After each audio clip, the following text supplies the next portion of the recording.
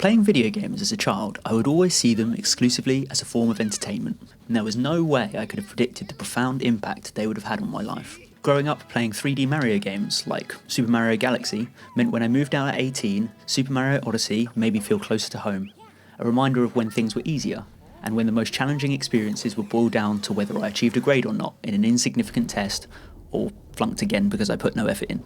During lockdown, being stuck at home, limiting interaction with the outside world, video games suddenly became the central pillar, holding up my social hub. We would meet online most evenings, laughing till 2 or 3 a.m, before falling asleep and repeating the entire process the next day. About a year ago to this day, I lost my grandfather. He was someone who had such an influence on my childhood, and equally has helped me shape the person I have become today. Although I don't think my mother was expecting him to teach a 7-year-old how to hold a fist so that when he punched someone, he wouldn't break his thumb. Death affects everyone in very different ways. Like with many other challenging moments in my life, when he passed away, I turned to video games for solace. To begin with, the games acted as a form of escapism, inhabiting a character of a world far removed from our own, where powers and abilities we obtain give us the power to overcome great challenges, where overcoming the same challenge may prove a little bit more difficult in real life. In resorting to video games as my coping mechanism, games like Gris, Cana, and more recently South of Midnight have helped me learn a lot about myself. I learnt a valuable lesson about grief and how it affects us as individuals. I started to cherry pick games in an attempt to learn about how I felt, and through them I learnt how to accept my response to loss. They burst through his skin like feathers. His anguish seemed to lift him up into the air. In the moment I learned of his passing, I didn't particularly feel anything. If anything, I felt specifically empty, like there was a space for an emotion that could not be filled. It's a strange, numb feeling I had not experienced before. It was both difficult to describe and difficult to shake off. To help me understand my feelings, I started playing Gris.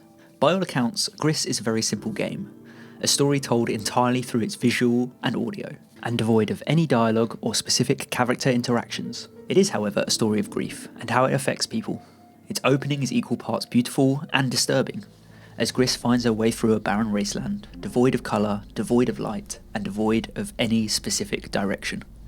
With her body's fatigue, she stumbles to the ground, every single step forward proving to be a monumental challenge. As Gris moves forward, more of the environment starts to fill in. Wreckages of a civilization, cracked buildings and fragmented staircases, acting more as obstacles rather than pathways. The opening's environment design is almost like a labyrinth, deliberately challenging to navigate, with the path forward not being immediately obvious. This opening encapsulates how I felt. In that moment, unsure how to react, my body felt heavy while my mind felt empty. I could easily describe how the events played out, when I got the call from my mum and she explained what happened. But describing how it made me feel is an infinitely more challenging task. So many games that explore the topic of grief start with a similar opening, one lacking colour, which despite the monochrome visuals are eerie and striking. Omori is another game that uses its colour palette as a way to explore people's emotional responses to trauma. The white space of Omori's mind is a representation of his repressed memories, a survival instinct, and it's in stark contrast to the vibrant colourway of his headspace, a place where he can be with his friends and be happy despite the struggles of reality. Instead of being an escape, these games become more of a metaphor for grief. They allow players to empathise more deeply with the characters, and in some cases learn how they themselves would react to their own trauma. Just like in real life, people's emotional responses to grief are not static, and so the characters are written to echo this.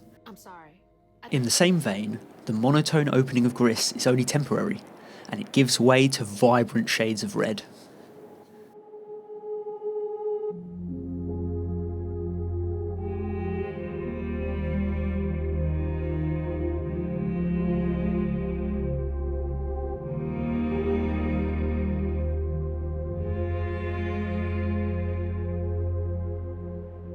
In the days after my grandfather's passing, I couldn't help but feel guilty and angry. While my family around me mourned, I struggled to grapple with how I felt. Why did I react so differently to the people around me?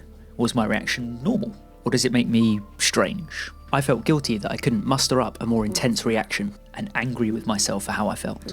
The changes to a red colour scheme are accompanied by more harsh weather conditions, like strong winds that come in predictable but violent waves, pushing Gris backwards, each wind accompanied by an intense rising score that made my hairs stand on end, sent shivers down my spine and spiked my heart rate.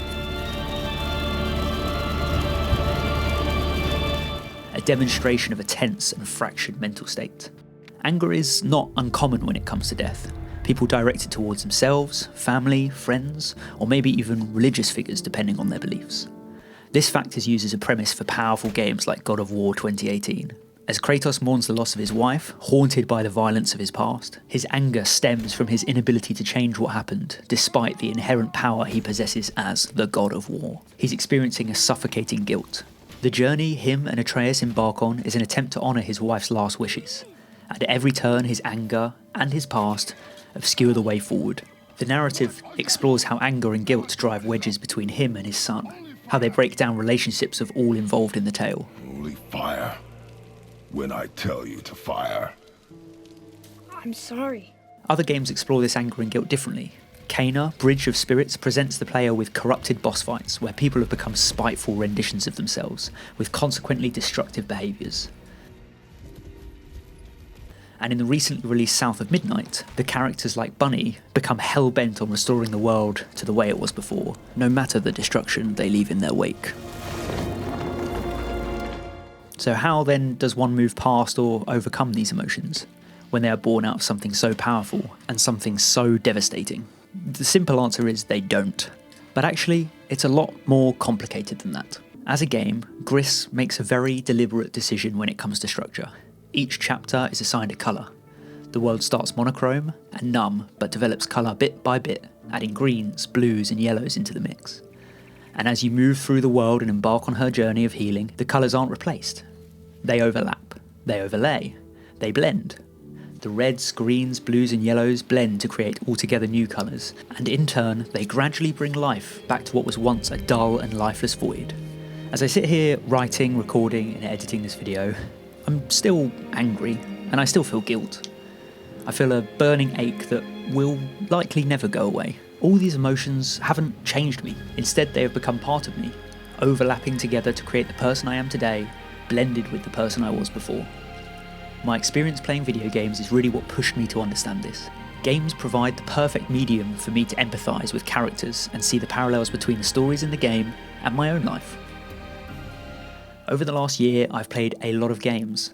I've deliberately looked for games that tackle complex themes like grief, in a hope to better understand my own feelings. There is one clear and common theme, clair obscur, where the paintress dictates the fate of humanity, wiping out all individuals of a specific age, and how the characters are able to find hope for the future through their camaraderie.